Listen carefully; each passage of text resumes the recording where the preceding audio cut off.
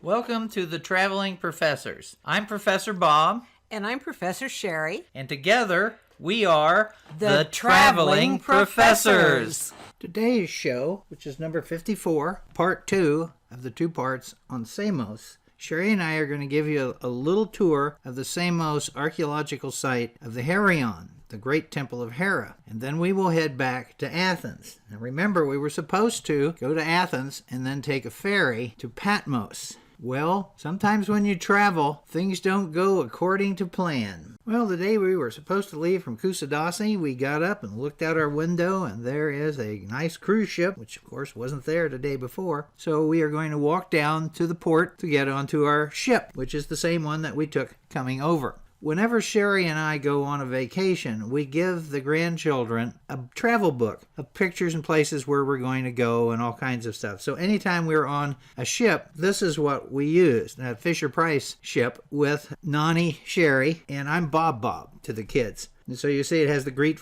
flag on it. We do that with an airplane as well. So we got on board. This was a lot easier to do because it wasn't wavy. So we got on, got our little seats, and then took a look at the ships around us.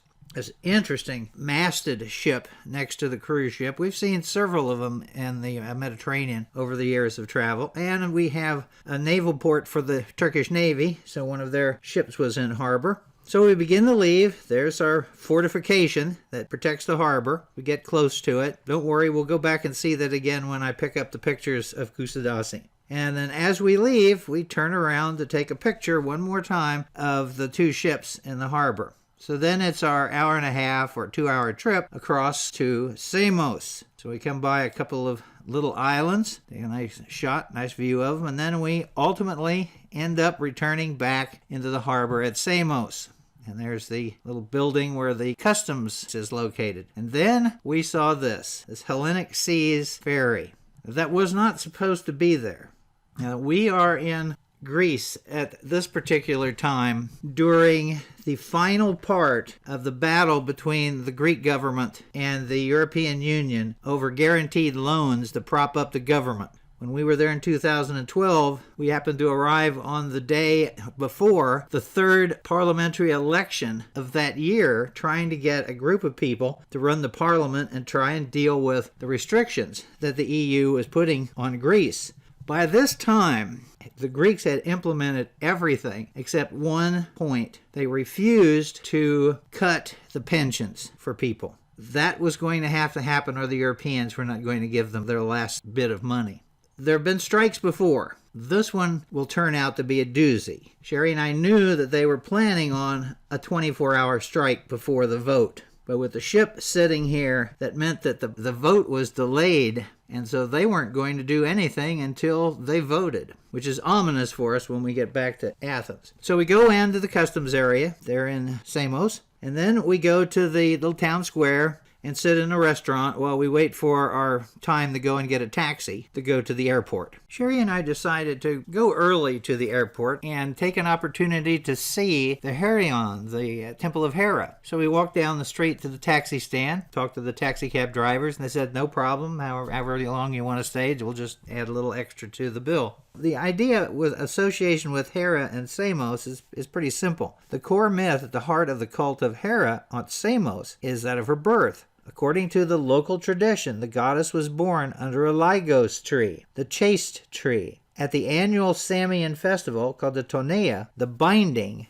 the cult image of Hera is ceremonially bound with Lygos branches before being carried down the sea to be washed. The tree is featured on coinage of Samos even in the Roman times, and Pausanias mentions that the tree still stood in the sanctuary when he visited. Herodotus loved this. It was one of his favorite temples. He referred to the sanctuary as the largest of all temples that we know of. So we're going to go down to this particular area. Now, we've seen some of the artifacts, because most of the artifacts from this temple area is in the museum here in Samos or in the National Museum in Athens.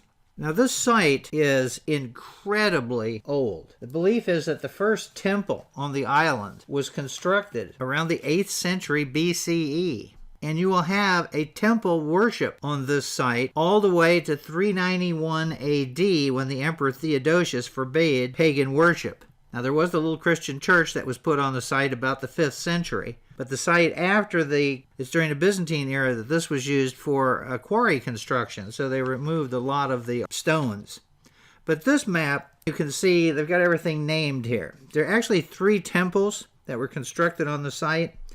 The first temple, called the Hecatompylos, or 100-foot temple, is long and narrow and was made out of mud brick. The second part of this temple, known as the Hecatompylos II, is roughly 108 feet long, and it was built with limestone rather than mud brick. And then you have the bigger temple that you see right here, Rheocus Temple. It's called that because of the 2 architects, Rheocus and Theodorus. And it was 330 feet long and 160 feet wide. The architects used for this were then sent over to Ephesus to help build the Temple of Artemis. Then the third temple, which you can see here, that you tear it down and you build another one over the top of it, known as the Polycrates Temple, named after the famous tyrant of Samos who ruled around this time. It was 181 feet wide and 365 feet long. They said it was one of the largest floor plans of any Greek temple. The airport's only about 10 minutes from the site, so we parked the taxi there and we walked down to the temple. This is the Sacred Way. This was built in 600 BCE. And one of the things that you usually see at Greek archaeological sites is they usually, if it's all been knocked down, it usually all stays knocked down. You've seen the pictures that we took from Pella. But sometimes if most of the temple is there, they will help reconstruct it. So as we get closer, you can start seeing the edge, because this comes in on the side of the temple. And you get down and they have one of the people who watches the site. And you see one of the few columns that is still standing. Off to our right was this display, which we saw in the Archaeological Museum. The one in the museum was the original. This is a replica that was put in place to keep the original from being damaged. That column is just a little bit down on the corner. So as we come to the front of the temple, you can see we're coming along here, this monumental rock work. And then you go down beside it, so you get an idea of the run of the temple. And then this is looking across to where the rest of the temple would have been. So it's a very large expanse. It doesn't help very much being on the ground like this, but here's an aerial shot of it. They had nice postcards with the aerial view. And you can see the outer edge, and then you can see the central area, and then the area which would have been the most important site for the statue. And then in front of it, you have this. This is what's left of the altar. That was a lot bigger in its heyday. All that's left of it at this point is 8.2 feet by 4.1 feet. Rebuilt, it was 7 times that size in ancient times. But if you don't have a good map with you of the site, it's really hard to figure out where everything is located. So ultimately, after about a half an hour, Sherry went off one direction, I went off one direction, and we covered this as quickly as we could. We went back to the parking lot area and to our taxi, who then took us to the airport. It was 20 euros to the airport, and he charged us 20 euros for the 30-minute wait, which was a bargain. Sherry and I's goal all along was to fly back to Athens from Samos and then take the ferry from Athens, from Piraeus, to Patmos. So we went to the airport, nice little airport. There's the billboard with all the flights coming in and out. As you can see, it's not a lot of flights, but Nuremberg's kind of an unusual location to be flying from a small island. And we have basically the same plane, 2 props. And then here is the Fisher-Price Nani and Bob plane that the kids have. Actually, each one of the grandchildren have one of these with a little Fisher-Price person with our faces on them, so they can play our vacation. And there's one of the German planes, the Germania line. And then we're flying out, and you can see when you come over some of the islands, there's an interesting airport. Ultimately, we fly in the Piraeus harbor, fly over Athens, and head out to the airport, where we change to the bus that takes us to the Stygimas Square. And then we go to our favorite hotel, which is the Amalia Hotel, and I have a whole show on the Amalia Hotel. It's our headquarters whenever we go to Greece. And here's our view of our room and a view out the side. But when we arrived at the hotel, we had a significant issue. And that is, we found out that the strike was not going to be over. That as of tomorrow, the next day, nothing was going to be moving. They might not even have air service out of Athens. And certainly the ferries weren't going anywhere. And we had received an email from the ferry company saying that there's no idea when the ship will leave. Our problem is, we only have one night stay. So I went down to the desk and talked to them, and they said, really sorry, but they're completely booked. But one of their sister hotels nearby could probably help us, so they gave me a number to call, and I called them. It's the Electra. It's a little more expensive, but it was like 2 blocks away, but it's still right off the square. But the issue was Patmos is pretty remote, and this one ferry only goes like every 3 days or something. So what we ended up having to do is cancel the ferry and then wait in Athens. We were going to stay in Athens now. Instead of 1 day, we're going to stay 3 days, and then we could fly to Rhodes. And so that night we went up to the roof and took some pictures of Athens from the roof, the high point in the city with the monastery on the top of it. And I would add there's a very nice restaurant up there as well. You can walk all the way up, but if you walk part of the way up, they have a funicular that will then take you to the top. And then here's a view of the Parliament building where all the action was taking place. There were protesters around it all the time. And then here is the Acropolis from the other side. Now, we came back a couple of years later. We came back in 2018, 2019, and spent a 4-day time period in Greece to go up to Thessaloniki and see all the Alexander material. And we were there for New Year's Eve. So we have beautiful fireworks over the Acropolis. So that's what we ended up doing in Athens when we arrived, is making an adjustment. It was probably one of the biggest adjustments we've ever made, because this was like 4 days that we're going to have to contend with. And what we ended up doing is we took a 1-day trip down to Corinth, and then we took another trip to Sounion to see the Temple of Poseidon. Then we also took a ship tour of the Saronic Sea. I thought you would enjoy a little taste of the 2019 New Year's Eve celebration in Athens. Please enjoy.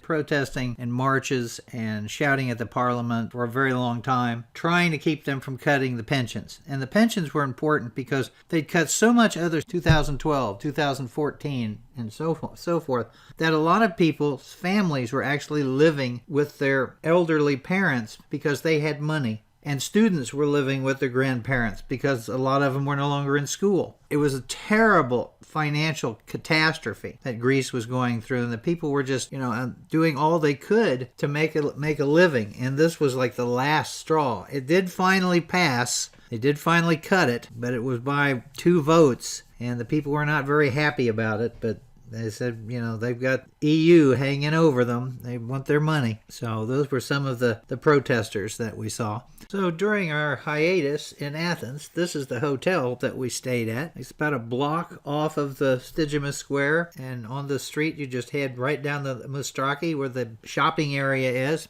Very nice. This was the interior of our room we had for 3 nights. Nice bed, nice view.